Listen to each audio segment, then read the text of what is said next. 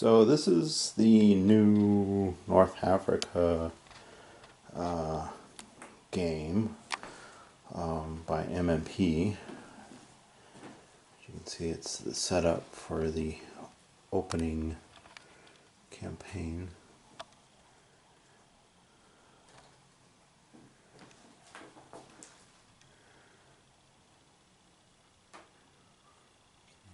This is the standard combat series,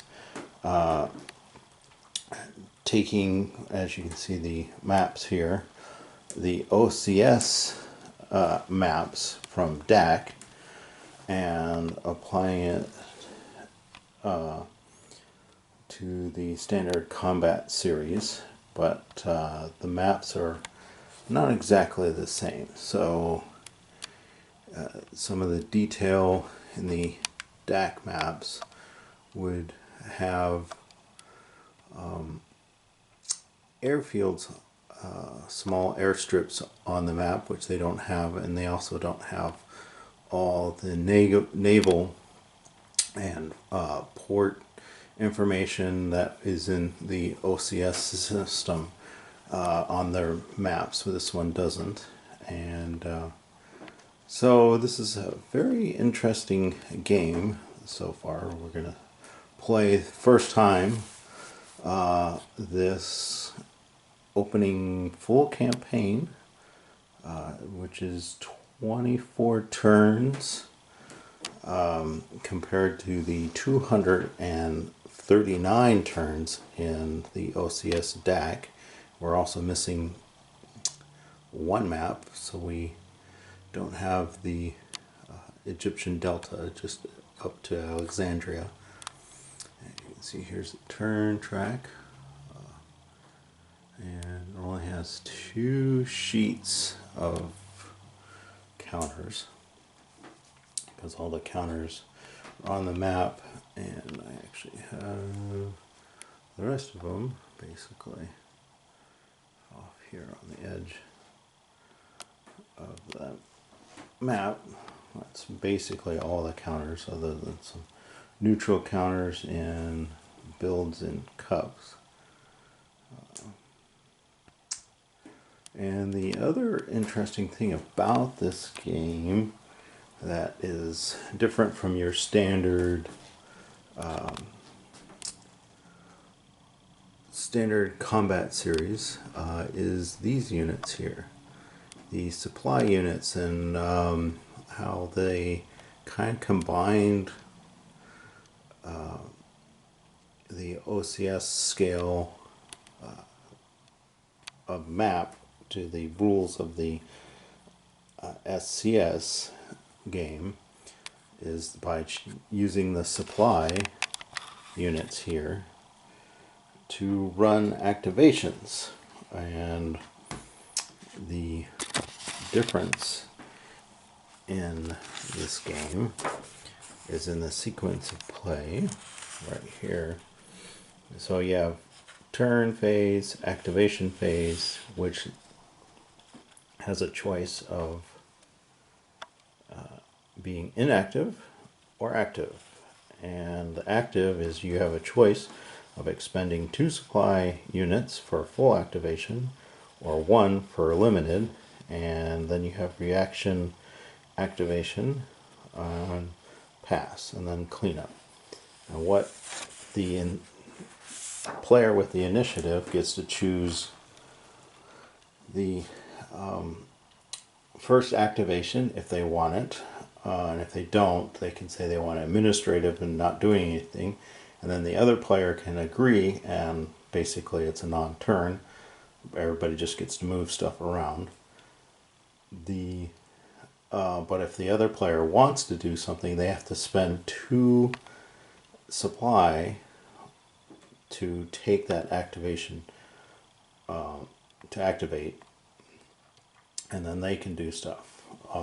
But it's going to cost them more supply to not agree to the administrative part of the turn.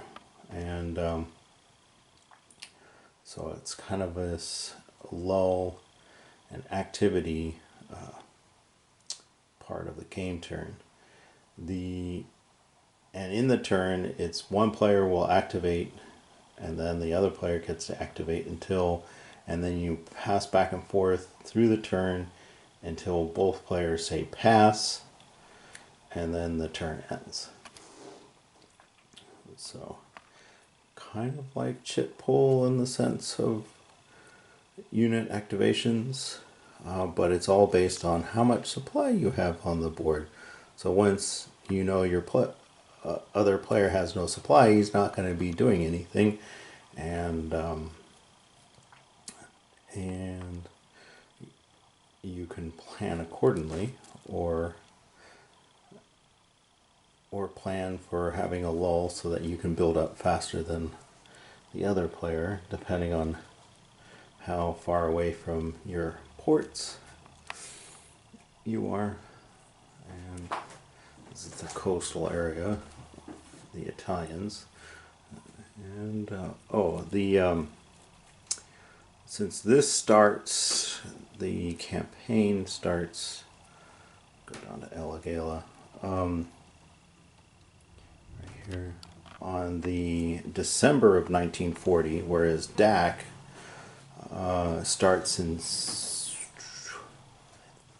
earlier than that, September or August of 1940. So they have the invasion part of DAC coming in. This starts in December with the British setting up O'Connor's counterattack. And then it runs till November 42, which I think DAC does too. But in the OCS, it's every 2 weeks turns, and this is every month turns. So that's why this is only 24 turns compared to 239. So this is going to be a much shorter game on the same size map of an OCS. So this will be an interesting play through. See how this does with the two different rule sets compared. So this is the results of turn 1. The British basically forced out the entire Italian force through here. The British did take Bardia in an end around on this road up and around and took it. I actually did the setup without garrisoning it. Didn't realize the exploited units could reach it. The British did burn quite a bit of supply to do that. But the interesting thing is everybody's technically in supply when the turn starts, and you don't calculate said supply until the end. And after, all the units that were disorganized reorganized, so their zones of control come back, because the British had to pull units out, didn't want to lose them in their surrounding. He has no supply units in that city, but also the British didn't have a solid line covering the behind the Italians to surround them, so they kind of burnt their supply, fought a little bit to get through, and then just kind of walked out, because when one side goes past, that is active, the other side can just do a reaction and doesn't spend any supply, so they just was moving through the holes, and it would force the British to spend more supply to maneuver to completely surround the units. But the British lost O'Connor to wounding, and the Italian leader was also wounded. They were both out for a few turns. The British have these two units here, leaders, and hopefully we can rescue those guys. But the other odd thing is you can't move your supply up unless it's activated and move through within 10 hexes of an activated supply unit. Other supplies can move up, or the administrative turn, which means no one does anything. And the Italians only have one supply unit to Brook. They might have some along the road. I haven't really checked that. And some will come in at the beginning because the Italians are rushing forces up from Elagela to get here on the border. We'll see how that turns out. It's very interesting, different from the standard combat series with these activations in a turn with the set you go, I go kind of turns. So it's a bit different, and see how it goes for turn 2. So this is the start of the third turn, February 1941. As you can see here, the Commonwealth is basically surrounded to Brook. It survived because of supply, but the Italians can't send anything to Tobruk by sea until a later turn, so those guys are basically cut off completely. The Commonwealth units here are basically burned through all their supply, so it's going to be interesting. They're going to have to spend some time moving up supply, which is going to help the Italians because they'll probably lose Tobruk, but it also prevented them giving 4 supply units to the British if they took Tobruk this turn. So we'll see how that all plays out. This is a very intriguing standard combat system because it's technically a little different. I haven't played the other North African standard combat series ones, so this is kind of a melding of the two, but I played other ones in the series. So this is not your traditional you go, I go, so it's really have to rethink certain situations. So this is the end of turn 3 for February of 1941. It was basically an admin turn to bring up supplies and units, and then the units that were cut off in Tobruk, most of them surrendered. A few of these Italians are left, but also the Italians up here have pulled in units and supplies, so hopefully they could take out the units and re-garrison Tobruk, since if they win the initiative. But it looks like there's quite a bit of supply for the Commonwealth to push through here. So we'll see what happens in the March of 41. So this was the turn 4 for March of 41. The Commonwealth took Tobruk because through combat and making sure one of the units surrendered.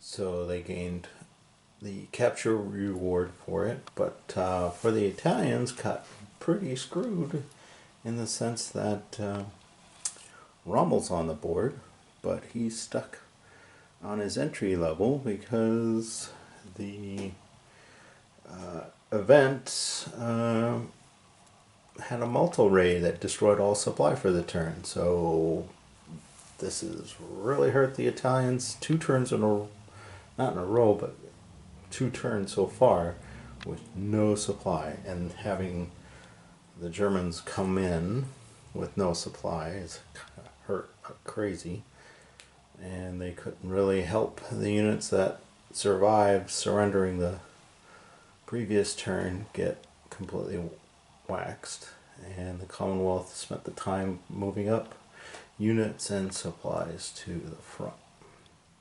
So let's see what happens in April.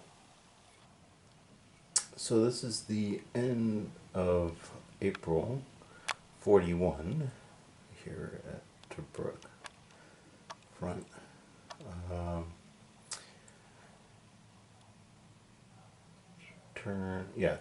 End of turn 5. So this was a strange turn, and with the activations and supply issues, the Italian-German forces moved up, but the Italians won initiative on this turn, and they wanted an admin turn to move everybody up and consolidate their front line. Commonwealth didn't really want to do that, but since the Italian Germans won the initiative, they forced the British player to do anything by spending 2 supply units to negate the admin turn. But it also caused the Italian-German player to spend some of its supply to move up to here. The Commonwealth player was flush with these Italians, but since they activated, they did a reaction phase and moved back here to basically set up the Gonzala line a little early.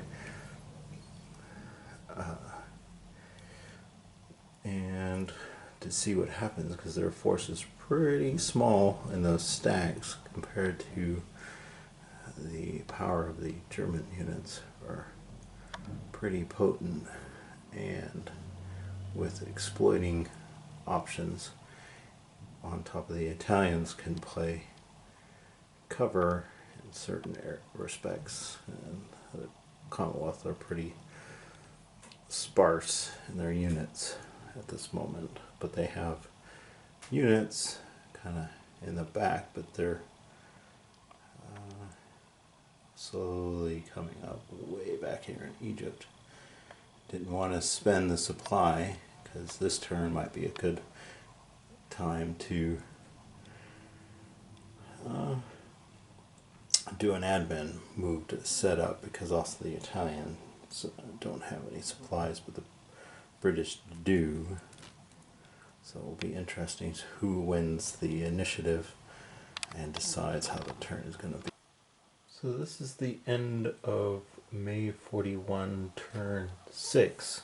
So it was an admin move for both sides. But the interesting problem here for the Commonwealth and the Germans here, well, the Axis, they only have 2 supply units because of the loss of 2 turns of supply.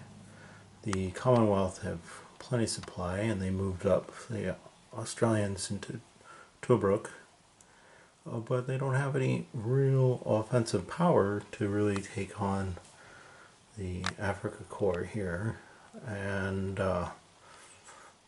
so they either wait until the Axis can get organized and attack as they get defensive here along this area, but as interestingly is this primary road, the coast road,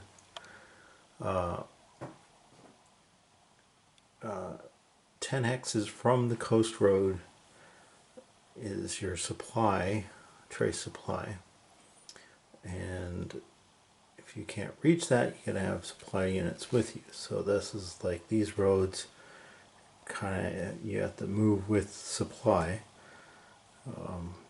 But as coming down here, the British could cut off the Afrika Korps, but how much power do they have is pretty weak, and they have to take basically a fair amount of supply to move, use and move, and attack. So it's pretty bare bones right now for both teams. So the British can't cut off the Corps, and the Axis can't do anything because they don't have enough supply to basically come up around, because once they go past these units here, these Italian units, that's 10 X's away from the primary road. Follow these roads down here to get up and around. Basically the Gazala line is a year earlier. So we'll have to see how we're going to play this out, or the Germans might just do a direct attack and try to plow through there. But we shall see. So this is the end of turn 7, looking up here at the main front line here. Again, this is a administrative action turn. Basically, the Axis rolled on their special events, and they were not getting any troops this turn, which turned out to be, I thought, would be more problematic than it was. They just had 2 units delayed, but they got their supply, which they needed, and they won the initiative, so they forced the admin turn, because the British in the last turn had the 7th Armor completely leave, and this whole southern flank here on the Gazala line here went away, and so they used the opportunity to bring up supply, and the new 7th Armored Division, and allowed them to put in the 2nd New Zealand's up here. But so they have now a bigger force that can use exploited movement, so they can run down this track if they wanted, with enough supply to cut the primary road up here, which would force some surrender rules, but that's a tall order, because the Germans can cut them off coming down here if they have enough supply to keep their pockets of troops alive, and they have enough reinforcements to come in. But the interesting thing about this game is, no matter how good the Commonwealth push out the Italians, is the exclusion zone here, is that they can never completely push out the Axis completely. They can set up in that zone and try to break out. So it's kind of interesting in that respect on victory conditions, but if the Commonwealth kind of survives and kills off units faster than they can get replaced, this might be one of the ways to make it easier to hold the southern the line here if they form up here at Elagala in the long term. But we shall see. Both sides now have some supply, but the Axis would have to either smash through the line or come up around by Bir Hakim, try to come up around the force here. But that's, keeping Tobruk pretty hard, and the New Zealand's there as a striking force, which they have supply underneath. So onward to July. Oh, this is the end of turn 8. We fought a few battles here along the line.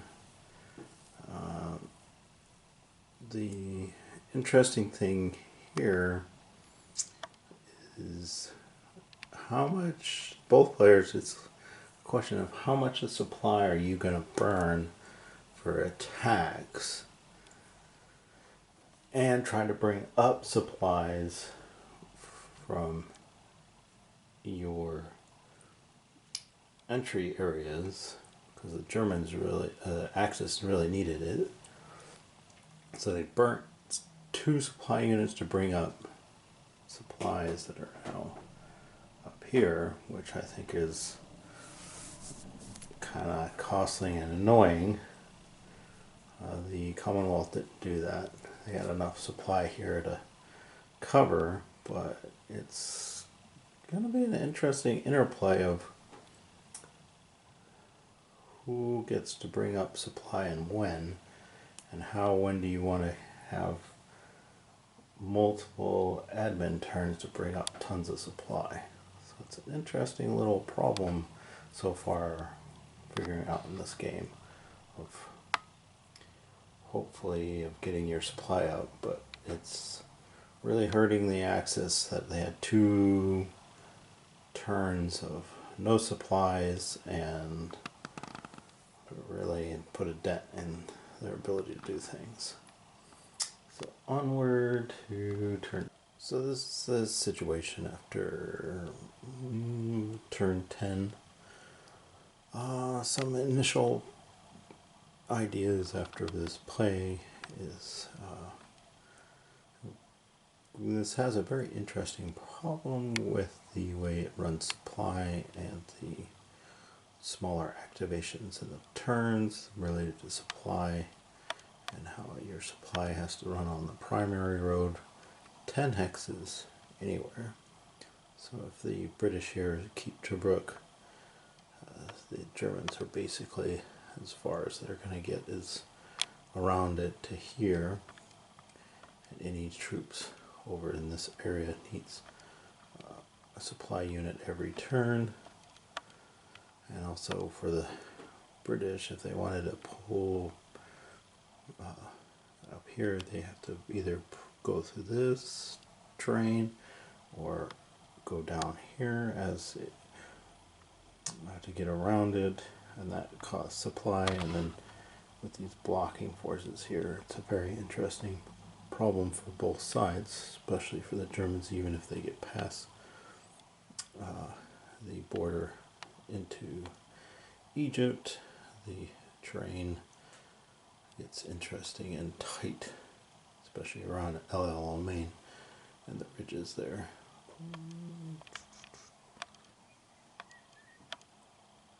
A lot of defensive territory to cover. But this game has some very cool ideas. Lots of counting for open space on roads, as all North Africa ones do.